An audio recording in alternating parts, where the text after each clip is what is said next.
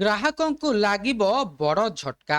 April ମାସରୁ ଏହି ସବୁ ଜିନିଷର ବଢ଼ିଯିବ ଦର, ଚିନ୍ତାରେ ଖାଉଟି। ତେବେ କ'ଣ ରହିଛି ସମ୍ପୂର୍ଣ୍ଣ ଅପଡେଟ୍ଟି ଆସନ୍ତୁ ଜାଣିବା। ତା ପୂର୍ବରୁ ଚ୍ୟାନେଲରେ ନୂଆ ଥିଲେ ଚ୍ୟାନେଲଟିକୁ ସବସ୍କ୍ରାଇବ୍ କରି ରଖନ୍ତୁ ଏମିତି ଗୁରୁତ୍ୱପୂର୍ଣ୍ଣ ଅପଡେଟ୍ ସବୁଠୁ ପ୍ରଥମେ ପାଇବା ପାଇଁ। ଏପ୍ରିଲ ମାସରେ ଆପଣଙ୍କ ପକେଟ୍ ଉପରେ ଏକ ବଡ଼ ପ୍ରଭାବ ପଡ଼ିପାରେ। ପ୍ରକୃତରେ ଗତ କିଛି ଦିନ ଧରି ସ୍ମାର୍ଟଫୋନ୍ ଏବଂ ଲ୍ୟାପଟପ୍ର ମୂଲ୍ୟ ବୃଦ୍ଧି ପାଉଛି ଏବଂ ବର୍ତ୍ତମାନ ଅନ୍ୟାନ୍ୟ ଇଲେକ୍ଟ୍ରୋନିକ୍ସ ସାମଗ୍ରୀର ମୂଲ୍ୟ ମଧ୍ୟ ବୃଦ୍ଧି ପାଇବାର ସମ୍ଭାବନା ରହିଛି। ରିପୋର୍ଟ ଅନୁଯାୟୀ ଏପ୍ରିଲ ପହିଲାରୁ ରେଫ୍ରିଜରେଟର, ଏସି ଏବଂ ସ୍ମାର୍ଟ ଟିଭିର ମୂଲ୍ୟ ବୃଦ୍ଧି ପାଇବାର ସମ୍ଭାବନା ରହିଛି। ଏହାର ଅର୍ଥ ହେଉଛି ଯେ ଗ୍ରୀଷ୍ମ ପ୍ରବାହରୁ ମୁକ୍ତି ପାଇଁ ଡିଜାଇନ୍ କରାଯାଇଥିବା ଉପକରଣଗୁଡ଼ିକୁ କିଣିବା ସମୟରେ ଆପଣଙ୍କର ଝାଳ ବାହାରିପାରେ। ମୂଳତଃ ବର୍ଦ୍ଧିତ କଞ୍ଚାମାଲ ମୂଲ୍ୟ ଏବଂ ବର୍ଦ୍ଧିତ ପରିବହନ ଖର୍ଚ୍ଚ କମ୍ପାନୀଗୁଡ଼ିକର ଉତ୍ପାଦନ ଖର୍ଚ୍ଚକୁ ବୃଦ୍ଧି କରିଛି ଏବଂ ଏହି ପ୍ରଭାବ ଏବେ ଗ୍ରାହକମାନଙ୍କ ଉପରେ ପଡ଼ିବାକୁ ଯାଉଛି। ତେବେ ଏହି ସାମଗ୍ରୀଗୁଡ଼ିକ ମହଙ୍ଗା ହୋଇପାରେ। ଯଦି ରିପୋର୍ଟଗୁଡ଼ିକୁ ବିଶ୍ୱାସ କରାଯାଏ, ତେବେ ଆମେ ରେଫ୍ରିଜରେଟର, ଏସି ଏବଂ ସ୍ମାର୍ଟ ଟିଭିର ମୂଲ୍ୟରେ 5ରୁ 6% ବୃଦ୍ଧି ଦେଖିପାରିବା।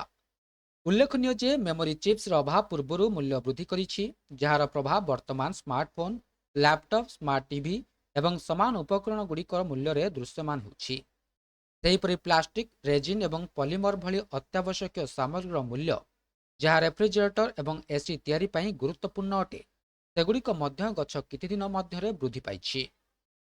ଏହି ବୃଦ୍ଧି ବର୍ତ୍ତମାନ ଏହି ଉପକରଣଗୁଡ଼ିକର ଚୂଡ଼ାନ୍ତ ଖୁଚୁରା ମୂଲ୍ୟକୁ ପ୍ରଭାବିତ କରିବ। ତେବେ ସ୍ମାର୍ଟ ଟିଭି ମୂଲ୍ୟ ବୃଦ୍ଧିର ଆଉ ଏକ କାରଣ କ'ଣ ରହିଛି ଆସନ୍ତୁ ଜାଣିବା। ସ୍ମାର୍ଟ ଟିଭିଗୁଡ଼ିକ ସେମାନଙ୍କର ନିର୍ମାଣରେ ମେମୋରି ଚିପ୍ସ ବ୍ୟବହାର କରନ୍ତି।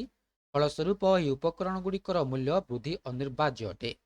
ଏହା ବ୍ୟତୀତ ଏଲ୍‌ସିଡି ପ୍ୟାନେଲର ଅଭାବ ନିର୍ମାତାମାନଙ୍କୁ ଏହି ଉପାଦାନଗୁଡ଼ିକ କିଣିବା ପାଇଁ ଅଧିକ ଦର ଦେବାକୁ ବାଧ୍ୟ କରୁଛି।